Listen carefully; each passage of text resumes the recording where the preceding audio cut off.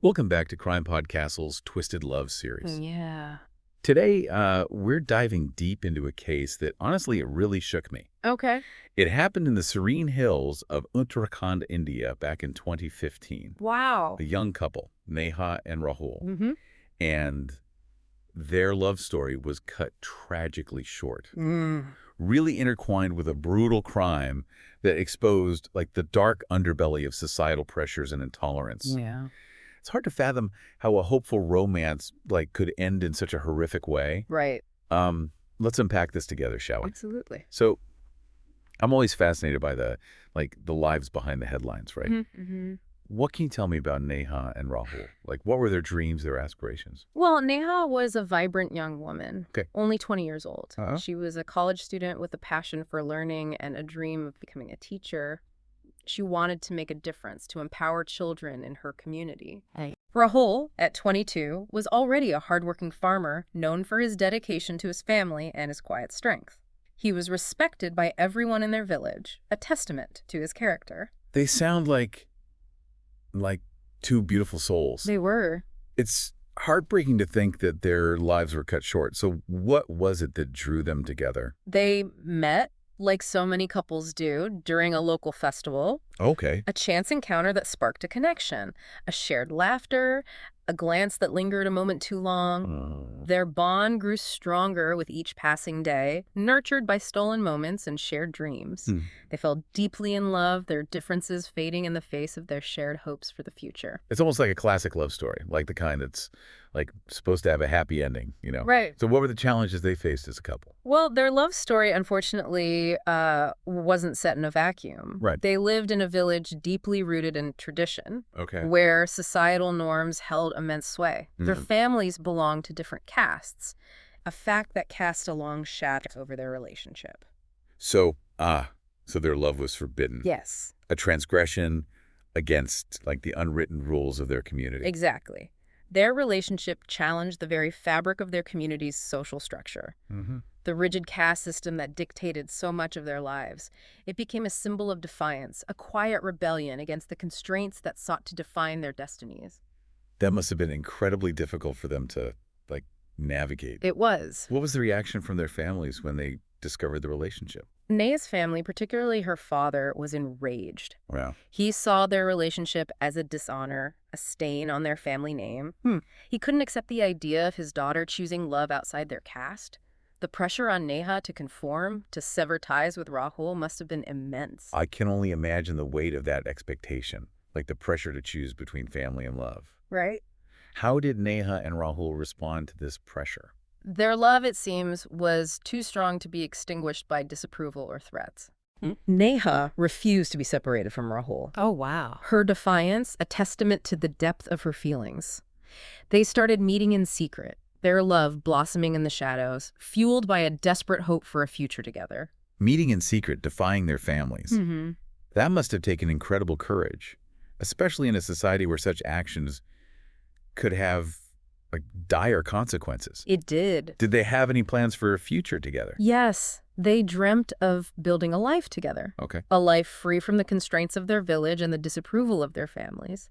They planned to elope, to escape to a place where their love wouldn't be judged or condemned. It was a risky plan, fueled by desperation and a yearning for a future where their love could flourish openly. Their story is both beautiful and heartbreaking. It is. A testament to the enduring power of love in the face of adversity. Yeah. It makes the tragedy that followed even more difficult to comprehend. Right. What happened next? Their defiance, unfortunately, came at a terrible price. On a cold December night in 2015, their secret meeting ended in a way that would shatter the tranquility of their village forever. Wow. Witnesses reported seeing a group of men dragging the couple away from their secluded meeting spot. The details are still murky, shrouded in a mix of fear and silence. That's chilling. Yeah. It sounds like their secret was discovered, perhaps betrayed. What happened to Neha and Rahul? The following morning, their lifeless bodies were discovered in a nearby forest. Neha had been strangled, and Rahul brutally beaten to death. The scene was one of unimaginable violence, a grim tableau of rage and vengeance. The news of their deaths sent shockwaves through the village, dividing it between those who mourned the young lovers and those who, disturbingly, saw their deaths as a necessary act to uphold a warped sense of honor. It was a horrific scene, a testament to the brutality that can arise when love clashes with rigid societal norms. The idyllic setting of their village, the serene hills, all of it was tainted by this act of violence. It became a chilling reminder of the dark side of tradition, the price some are forced to pay for defying the unwritten rules. Yeah, it's hard to grasp the level of violence, the sheer hatred that must have fueled such an act. How did the village react to this news? Was there an outpouring of grief, or was there a sense of acceptance, a chilling silence that condoned what had happened? The village, as you can imagine, was deeply divided. Some mourned the loss of these young souls, their potential snuffed out too soon. Others, however, clung to the age-old notion of honor. Whispering justifications for the murders, their words laced with a chilling acceptance of violence in the name of tradition. Wow. This division exposed the deep-seated prejudices that continue to plague their community. A stark reminder of the battle between progress and tradition that was playing out in their midst. It's a stark reminder of how deeply entrenched these beliefs can be, how they can warp people's perceptions of right and wrong. The investigation must have been incredibly complex, navigating the silences, the fear that often surrounds these types of cases. What did the authorities uncover? The Uttarakhand police faced a difficult task. They were entering a community shrouded in secrecy where loyalty to family often trumped any sense of justice, but they were determined to uncover the truth. They began by meticulously collecting evidence, painstakingly piecing together the events of that night. Interviewing witnesses who were hesitant to speak, their words weighed down by fear and the weight of tradition. It sounds like they were up against a wall of silence, a code of loyalty that made their task all the more challenging. Yeah. Did they manage to, break through that wall? Did they find any leads that pointed them in the right direction? Yes. Amidst the silence, a few brave souls dared to speak up. Villagers, their consciences burdened by what they had witnessed, came forward. Their testimonies, though fragmented and hesitant, provided crucial pieces of the puzzle. Okay. They had seen Neha's father and brother lurking near the crime scene that fateful night. Their accounts, corroborated by other circumstantial evidence, began to paint a grim picture. A picture of familial betrayal and a twisted sense of honor taken too far. So their own family, the people who should have protected them, were implicated in their deaths. The evidence must have been quite overwhelming for them to come under suspicion so quickly. Did the investigation uncover any physical evidence that linked them to the crime scene?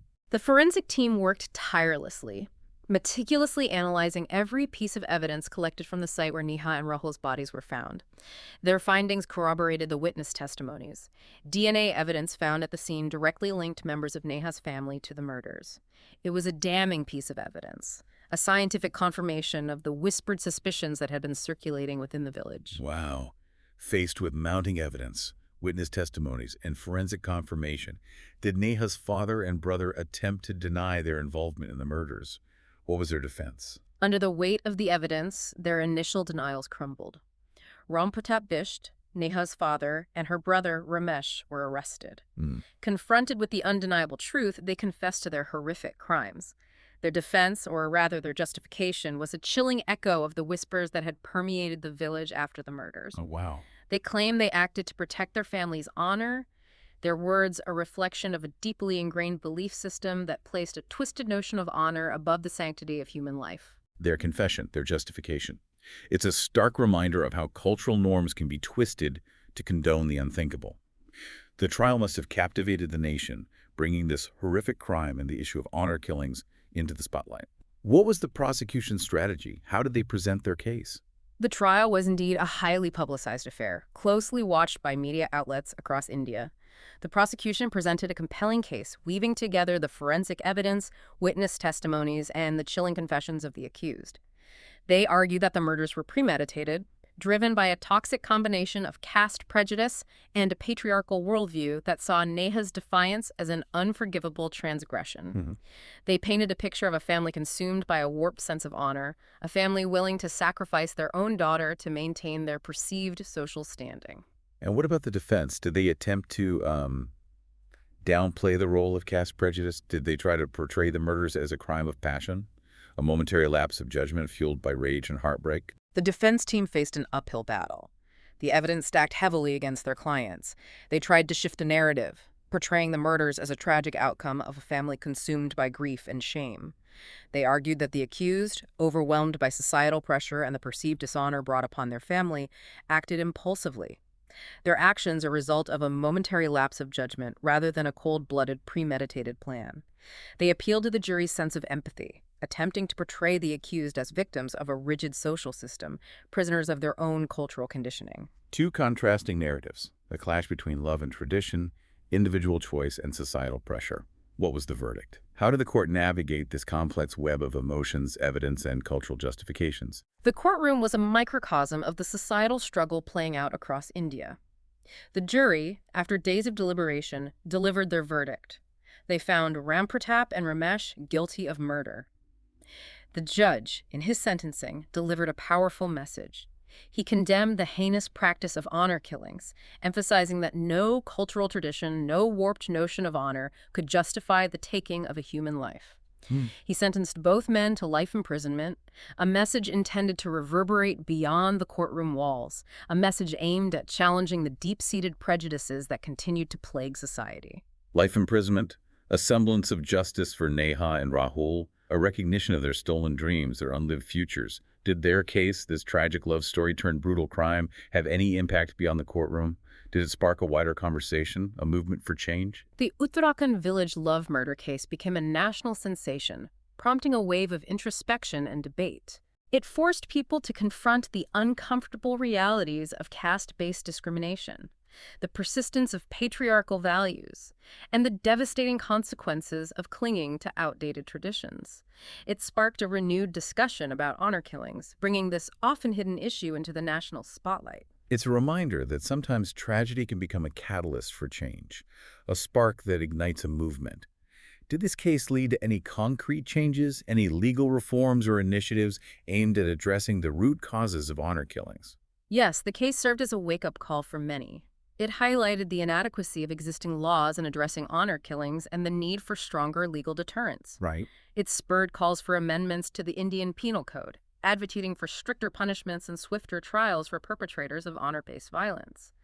The case also led to a surge in awareness campaigns aimed at challenging the deeply entrenched beliefs that fuel these crimes. It's a testament to the power of storytelling, how a single case can illuminate systemic issues and spark a movement for change. The impact of Neha and Rahul's story goes far beyond their village, their lives, a tragic reminder of the work that still needs to be done to ensure that love, not violence, dictates the course of our lives. Their story, though heartbreaking, serves as a beacon of hope. It reminds us that even in the darkest of times, the human spirit yearns for justice, for a world where love triumphs over hate, and where every individual is free to live authentically and without fear. It's a reminder that silence is complicity, and that each of us has a role to play in challenging harmful traditions and advocating for a more just and compassionate world. Yeah, it's a powerful message, one that resonates deeply with me. It makes me think about like the ripple effect of these cases, how they challenge us to confront our own beliefs and the norms that shape our society. What are some of the key takeaways you'd like our listeners to reflect on after hearing this story? I think it's crucial to remember that honor killings, though often framed within a specific cultural context, are not isolated incidents. They represent a global issue, Right. a manifestation of deeply ingrained power structures and patriarchal values that seek to control women's lives and choices. That's such an important point. It's easy to distance ourselves from these cases, to see them as cultural anomalies. Right. But the reality is that they reflect a broader societal problem. Yeah. A global struggle for gender equality and the right to live free from violence and coercion. Exactly, and that's why it's so important to engage in open and honest conversations about these issues, to challenge the norms that perpetuate violence and discrimination. We need to move beyond simply condemning these acts and delve into the root causes, the societal structures that allow them to flourish. So it's about shifting the focus from individual blame to systemic change, recognizing that these cases are not isolated incidents, but symptoms of a deeper societal malaise. It makes me wonder, what can our listeners do to contribute to this change? How can they make a difference in the fight against honor-based violence and other forms of oppression? There are many ways to get involved. both locally and globally. Supporting organizations that work to protect vulnerable individuals, particularly women and girls, is a crucial step. Yeah. Donating to or volunteering with organizations that advocate for women's rights, provide legal aid, or offer shelter and support to victims of violence can make a tangible difference in people's lives. Those are all practical and impactful ways to contribute. But change also starts at a personal level, doesn't it? What can we do within our own communities to challenge these, like, harmful norms? Absolutely. Engaging in open and honest conversations about these sensitive issues within our families, workplaces, and social circles is essential. Challenging discriminatory attitudes, educating ourselves and others about the realities of honor-based violence, and promoting gender equality in our daily lives can help shift the narrative and create a more inclusive and just society. It's about raising awareness, fostering empathy, and dismantling the structures that perpetuate inequality and violence. It's about recognizing that our actions, however small, can contribute to a larger movement for change. Exactly. It's also about holding our leaders accountable for enacting and enforcing laws that protect the rights of all individuals, regardless of gender, caste, or social standing. We need to demand justice, not just for the victims we've discussed today, but for all those whose stories remain untold, whose voices have been silenced. It's a powerful reminder that we all have a voice, and that using that voice to advocate for change is crucial. This deep dive into Neha and Rahul's case has been both heartbreaking and enlightening. It's a story that stays with you, a testament to the power of love, the resilience of the human spirit, and the urgent need for systemic change. Yeah, it's a story that reminds us that the fight for justice is an ongoing one. A fight that requires our unwavering commitment, our empathy, and our willingness to challenge the norms that perpetuate inequality and violence. Thank you for joining us for this deep dive. You're welcome. We hope this has prompted you to reflect on the issues we've discussed and to consider how you can contribute to creating a more just and compassionate world. Remember, even small actions can make a difference. Together we can create a world where love, not violence, dictates the course of our lives and relationships. Don't forget to subscribe to our podcast and YouTube channel for more compelling explorations of true crime cases and in-depth discussions on the social and cultural issues that shape our world. We'll see you soon for another deep dive into the world of true crime and the complexities of the human experience.